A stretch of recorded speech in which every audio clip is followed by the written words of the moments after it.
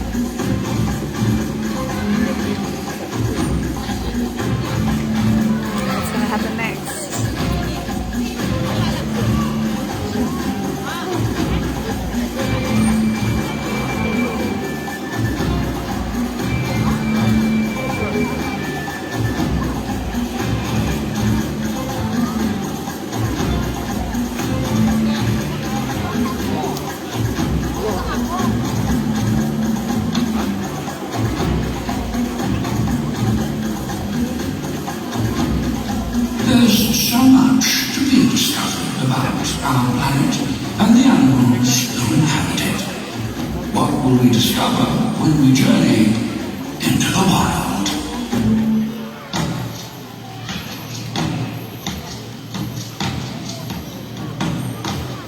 Well, hello everyone! Hello! Did you all catch a glimpse of those animals just now, like the Patagonian maras and mongoose? Yeah? Very cute, right? Now what a way to start an adventure! My name is Leon and I love wildlife. And just like all of you, I've traveled through busy roads, through noisy traffic and crowds of lovely people just to be here in Singapore Zoo. And to join my friend, I think you guys have seen him earlier, is my friend Hashir, into sharing some special animal friends with you. Hi guys, and welcome. Now I didn't properly introduce myself earlier. My name is Hashir. I am an animal trainer right here in the Singapore Zoo. And today we will be meeting animals from Asia, Africa, and even South America. So keep your eyes open because they'll be coming from all around you.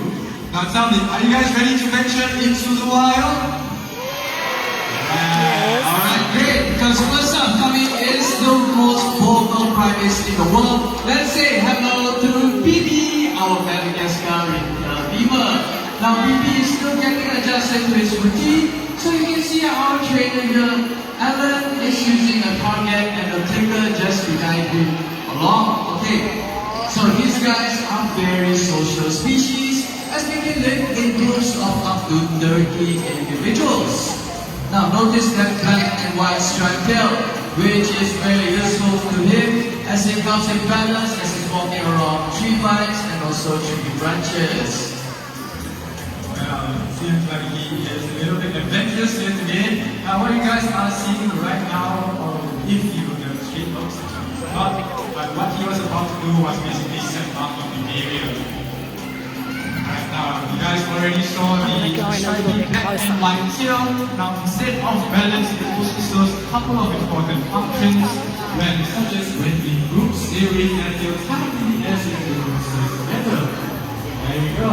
Or they can be used for something we like to call peace fighting. Yes, ring-tailed lemurs have a very special way in solving disagreements, and it's called stink fighting. As you can see, there are segments there on the wrist, and if two males are interested in the same female, they'll run their tails through their wrists, just like that. And that makes their tails very smelly.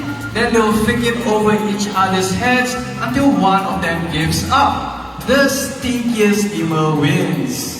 That's right. Now, no bites, punches, cuts, or even bruises. We humans, we could learn a thing or two from these gentle animals on how to resolve conflicts peacefully.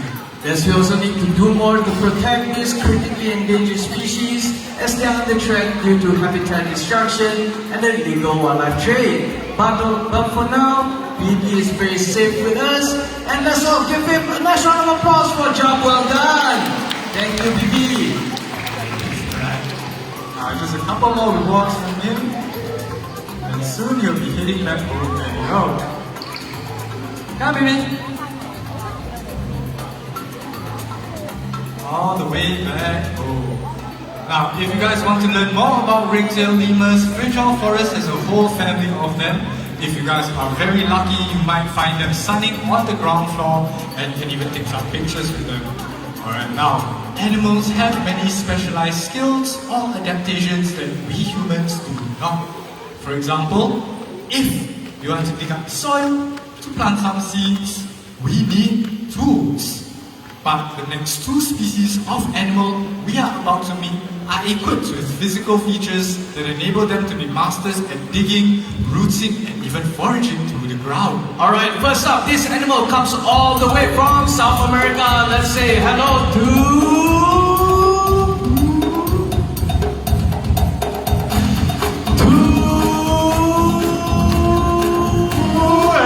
Jojo, our brown-nosed Kotimani.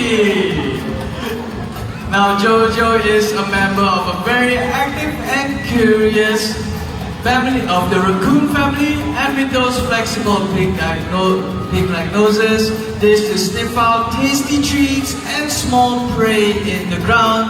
As you can see, he's sniffing around. And they dig up those tasty treats with those strong, sharp claws. That's right. Now, he will be demonstrating to you guys in just a short bit. And there you go, using his strong sharp claws to try and dig out more food. If you guys notice, the tail looks somewhat similar to the lemurs. That is because they share the same function as well. When in groups, they raise their tails happily as so that the group stays together. Or they can use it as balance when climbing trees and branches as well. Now, Kotimandis, they have a unique adaptation where they can rotate their wrists 180 degrees. So what that means is that they can climb up trees vertically and even down trees vertically. Alright, now Kotimandis, they are considered as pests in certain countries. They are even hunted for their meat and fur as well. But here in SingaporeZoo, however, we are big fans of these and daring nosy creatures. Alright, see there his father is looking up and he's off. But joining us are now two very shy and elusive animals from Asia.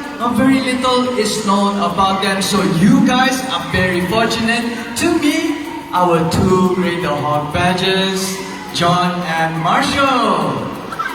Oh, it's slowly coming out. You guys see it? There you go. Alright, as I said, these guys are very shy and elusive. They like to dig up complex tunnels and burrows in which they like to hide in, so even researchers know very little about them. But what we do know is that white markings on their face are meant to warn predators to back off. Otherwise, they will release a stinky odor to defend themselves from predators. A little bit of treat for him, and see if he wants to go to the front of stage. There you go. Okay, now, badgers, they come equipped with a pig-like snout, strong sharp claws, and sharp bottom teeth. They use all three to dig in the ground looking for food. Now what may look like a pile of leaves all dealt to us right here on stage, but to a badger or a coati, it is a buffet filled with hidden roots, fallen fruits, and sometimes even insects. Now, as they are enjoying their treat, and it seems like they're already going back, you guys should know that greater hawk badgers, they are declining in population out in the wild due to habitat loss, relentless snares, and even poaching. We hope that all of you here agree that these shy animals, they deserve our protection. I completely agree with you, Hashir. And you know what? I was just in that cold dark cave there and I was exploring and I found something interesting. Alright, yeah. I'll give you and everyone here a hint. Okay, it starts with the letter S. Spider? I'm scared of spider. You're scared of spiders? Anyone? Snake? Snake? That's a very good answer, but you guys are only half correct. It's a piece of snake skin. Alright, Ashir, I give this to you as a present. And you know what? When there's fresh snake skin nearby, there's bound to be a snake. So, Ashir, I'm gonna go back in that cold dark cave there and have a look. Wait. Some snakes are venomous, so I don't think it's safe for him to just go in alone. I think that's where my young and brave volunteer come in. Come on, Nana. There you go. Give her a round of applause for being such a brave young girl. Okay, come on. Hello, good afternoon. Alright, so for everyone that just arrived, this is Nana. She's 9 years old and she comes all the way from Indonesia. Nana, just to confirm, not afraid of snakes, right? Huh? Afraid? Oh, no, I'm not afraid. Okay. Alright, so where's your family? I see your mom over there. Okay, just say bye-bye to mommy. Okay, don't worry, I'll take good care of her. Alright, Nana, please come and follow me. Later on, you can collect her 5:30 main entrance. Okay? No, I'm just joking. Now while they go for an adventure, let me just ask you guys a question. Now, does anyone know why snakes shed their skin? Anyone know why snakes shed their skin? Well, so that they need more space to grow. That is correct. Very good answer. Young, big round of applause for this young man right here. That's right. Now snakes, the reason why they shed their skin is so that they can grow bigger. Now we humans, we shed billions of skin cells every day. But for a snake, they shed in one continuous layer just like this. That's right. Now, Yan, Ashir, guess what we found? Not one, but two snakes! Alright, Nana. Alright, I'm gonna give you this one. Alright, Nana, please follow me and show everyone your snake. oh, look at that. Okay, follow me over here, Nana. It's alright. Just hold out your hand like this, like I told you just now. Alright. Okay. Yeah, just hold very still. Okay, just follow me over here to the center. There you go, look at Alright. that. Very brave. Nana, I see that you're holding the snake. Tell me, how does it feel? Is it wet and slimy or smooth and dry? Smooth and dry, yes, that's right. Alright, there's a common misconception about snakes as they might appear wet and slimy, but in fact they are smooth and dry. This is because their scales are made out of keratin, which is the same material found on our nails and our hair. Alright, Nana, I see that you're doing such a great job and you're so comfortable with the snake. You know what? Tomorrow I'm off. I think you need to take this snake back home and take care of it for me, okay? I'm also off, yeah, so I'm so sorry. Hey, no, I'm just joking.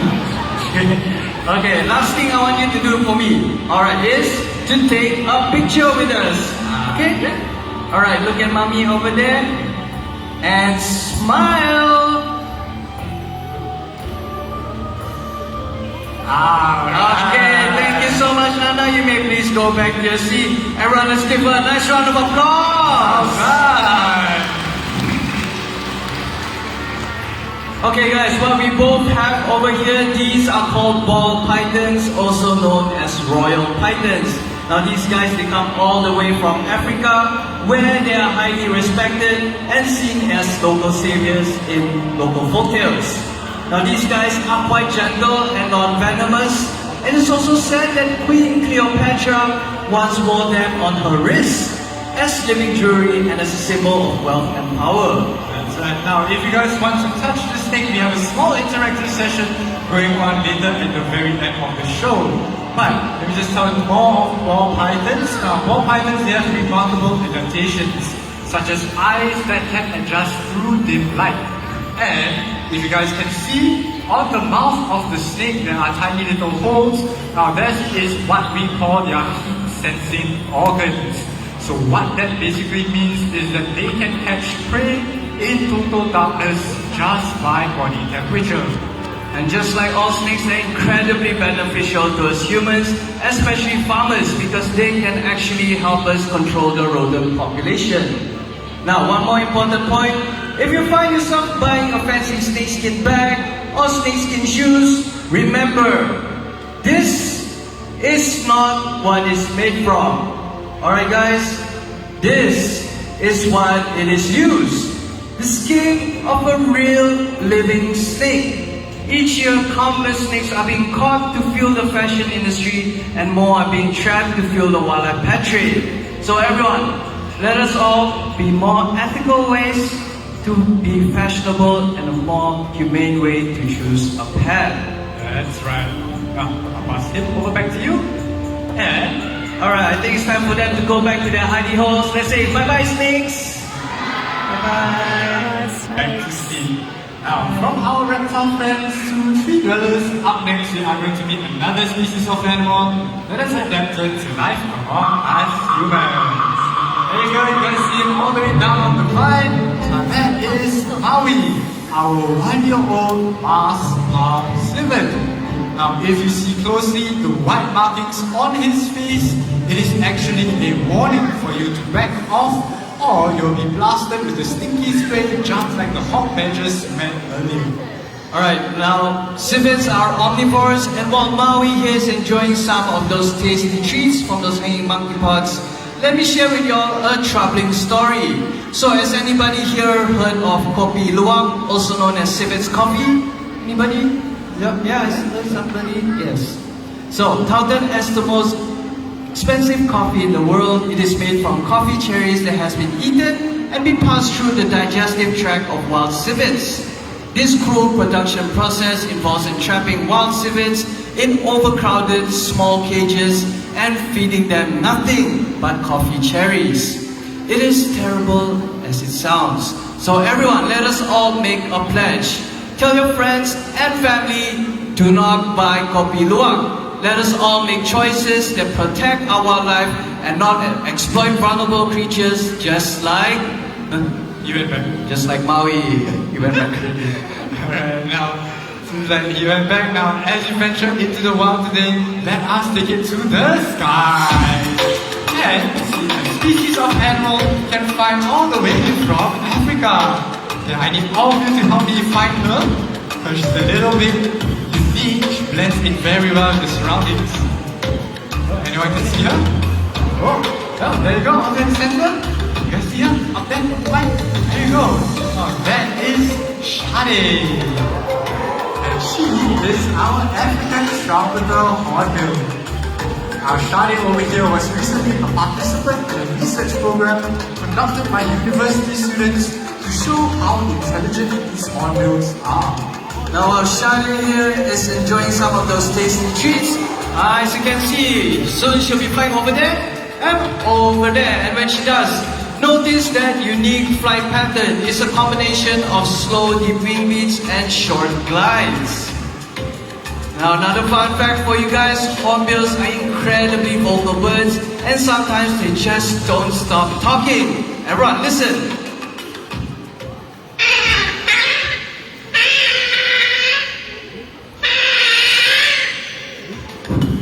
Ashir, what does it sound like to you? To me, I think it sounds like all the children. Last time when they were very small, I think they made sounds like that, right?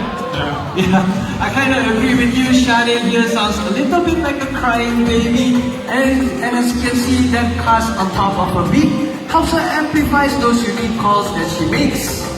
That's right. Now, hornbills, they are omnivores. So what that means is that she can catch prey mid-flight. Now, what I have with me right here is a piece of grit. And I'm going to toss this grit up in the air, and Sade over here will catch it for me. But to do that, I need the help of all of you here to count to 3, because I cannot count. Is that okay? Right, count to 3? Ready? Okay, we'll start from 1. Ready? 1, 2, 3. Whoa! That is a great catch, Sade. Soon she'll be getting back home where she came from. Sade and her African relatives are safe for now, but many Asian hornbills are under threat due to habitat loss and the illegal wildlife trade. Our conservation arm, Mandai Nature, helps support conservationists and communities across this region in providing support to protect these incredible, beautiful birds. Thank you, Sade. Bye-bye. Now, up next, we are about to meet another species of bird that looks rather intimidating, but they're actually quite gentle and non-aggressive. They like to circle up high around carcasses and corpses, with their wings spread open sometimes to soak up some of those feel-good rays. Anyone spot her? There you go. Now that is Titan, our turkey vulture. Let's see if she can come down with me.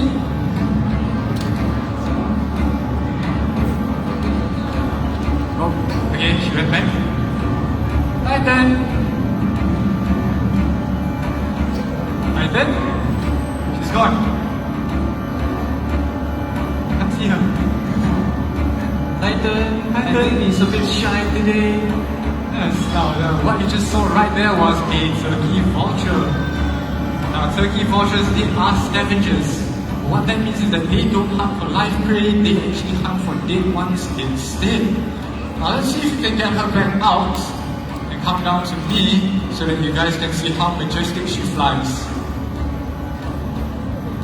Alright guys, all our animals are the superstars of our presentation. So, if they do not want to come out and do their routine, it's alright, we will not force them. All this is just daily enrichment to keep them happy and healthy. But I think that Titan is ready to come out and say hello to everyone. Alright, Titan, there you go. You see me now?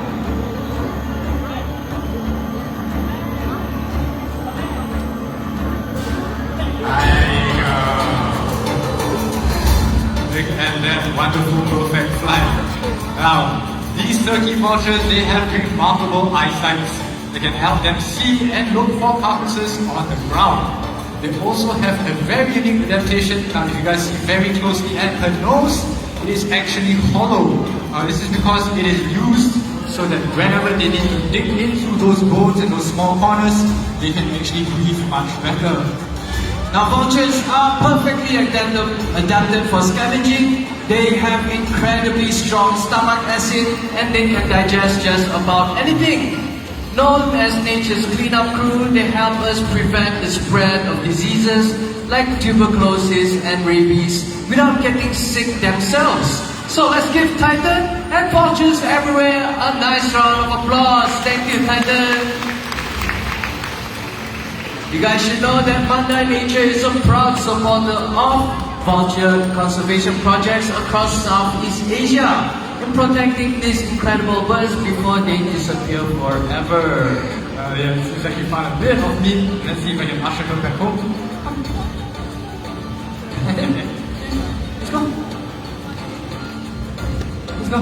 Slowly, like a chicken. There you go. Okay. Come, be mom. Alright guys, this is not part of the show, okay? Sometimes their behavior can be quite unpredictable, so every show is a bit different, okay?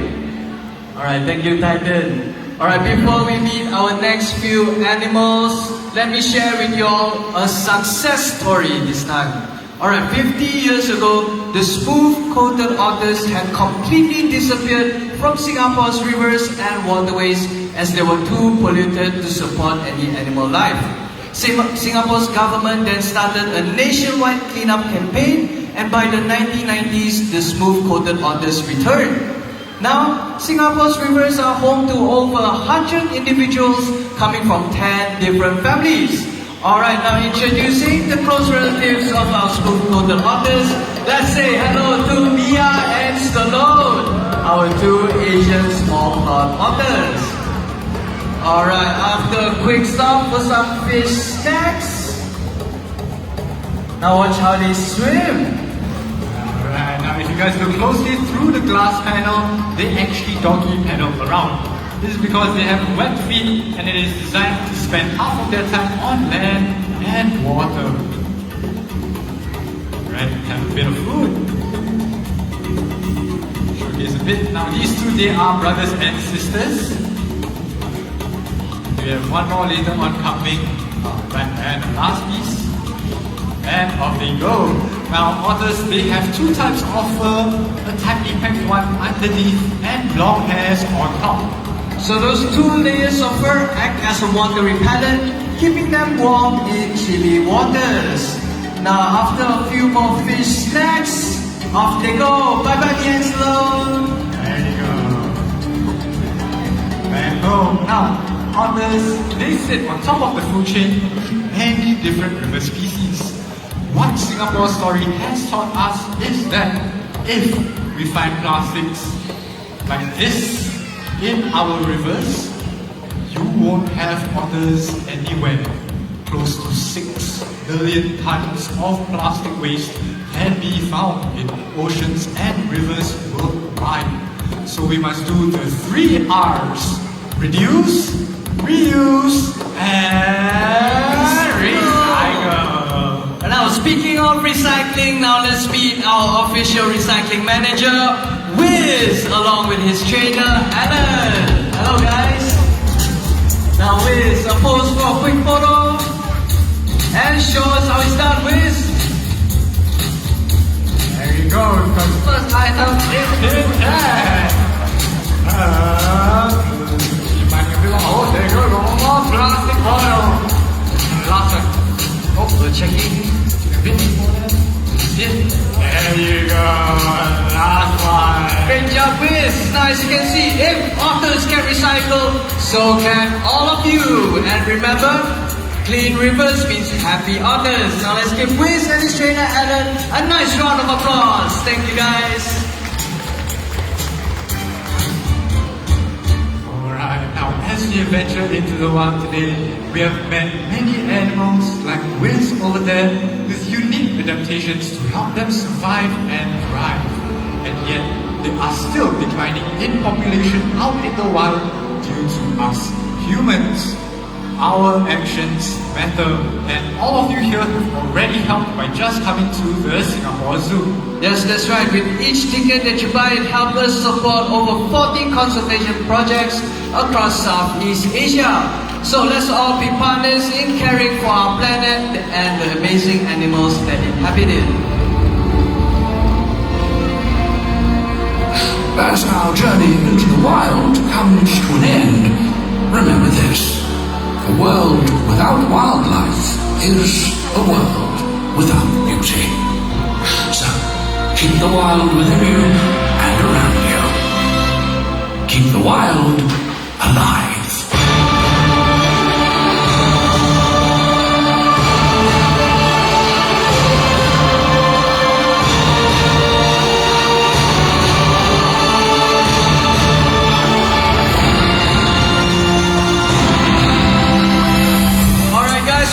To the end of our program Into the Wild. I'd like to thank the superstars of our presentation, my fellow trainers and my lovely sound crew for making this presentation possible. And on behalf of myself, Leon, my co-presenter Hashir, thank you all for coming. Have a nice day. Bye bye. As you guys can see, our course will be flying around the amphitheater. So feel free to take photos of them, but remember, please do not touch the course, as they may give you a very powerful bite. Now, remember what I said in the tree vines earlier? If you are daring enough to sit underneath them, remember when you are looking up, close your mouth. And with that, please enjoy the rest of the day here in the Singapore Zoo. Bye-bye.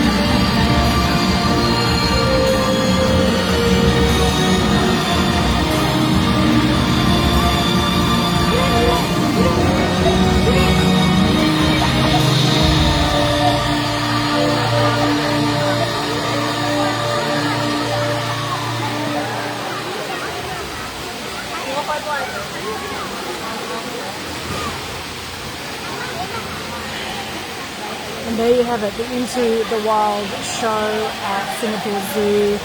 I must say, every time I see animals that are potentially close to extinction, I've seen quite a few here already. In one way, I get really upset about what human beings have done to the planet, and in other ways I feel some hope.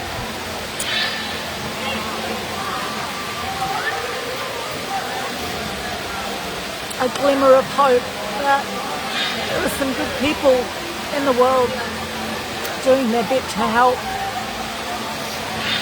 with conservation, to help the remaining species of those where there's only a few left, to help them survive with breeding programs, etc. And I know in some ways, it's not nice to sort of cage up animals, I guess. I mean, I must say, every enclosure I've seen here at Singapore Zoo, all the animals look really happy. Like, I must say, they, yes, they're in enclosures, but the enclosures are magnificent. And it's helping to conserve the species, it's helping to educate people, and every bit of income or cash that you put towards these causes is helping with conservation, it's helping with education, and I think that's got to be a good thing. It'd be great to see all these animals in the wild, but you could spend a lifetime going around the world and still not see the amount of animals that you see in a zoo. And thankfully, most zoos I've been to lately have been really great as far as the animals seem happy, they've got great enclosures, lots of great education about the animals. So I think that's a positive thing, and particularly in Asia where there's many parts of Asia where they do not treat animals well at all. It's really, really heartwarming to see what they're doing here at Singapore Zoo. And through that show, there was so many messages about buying, being conscious of what we're buying, about not buying snake skin, about, putting your plastics, the reduce, reuse, recycle, putting your plastics away, not leaving rubbish around the place.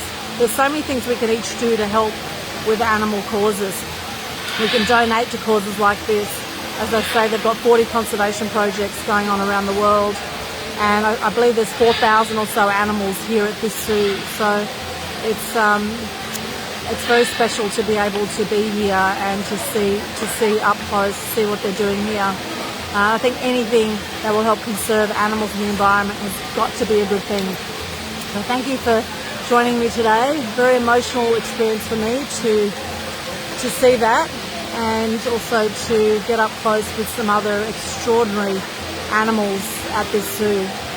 So hats off to everyone at Singapore Zoo, and for those who are doing their bit for animal conservation and for environmental conservation, thank you for what you do. For those on the Gold Coast, we have a great event coming up where we are standing to stop the fire ant poisoning that is happening by the Australian government at the moment, where they are literally going over people's properties with helicopters and spraying poison, which is killing horses, cows, dogs. There's lots of ways you can treat fire ants without blanket spraying poison all over the countryside. So we have a free event coming up on October 20 at Currumbin RSL. If you're free, come on down if you're in the area. We're doing some donations for Save the Bees Australia, for anyone that chooses to donate, and also just come along. If you're not very financial at the moment, just come along and get informed. Got an amazing film by Lynn Sutherland that's going to be playing called Pulse of Life, and she's a local filmmaker, and we have an amazing speaker panel as well. It's going to be a really cool afternoon night, 4 p.m. October 20. So come on down. You'll see all the details in my linktree/Aldrin, linktr.ee/Aldrin. And thank you for those who are joining me. I can see Kerry, Scott, Rob, good to see you there. April, hello, hello. And here's to helping to conserve our animals and to appreciate animals. And that's what the animal action events are about. It's about awareness, appreciation, respect for animals. There's something we can all do to make a difference for animals. Sending you much love today, and here's to connecting and appreciating more of the amazing species and animals, this beautiful world we live in. Have a magnificent day, and I'll talk to you again soon. Bye for now.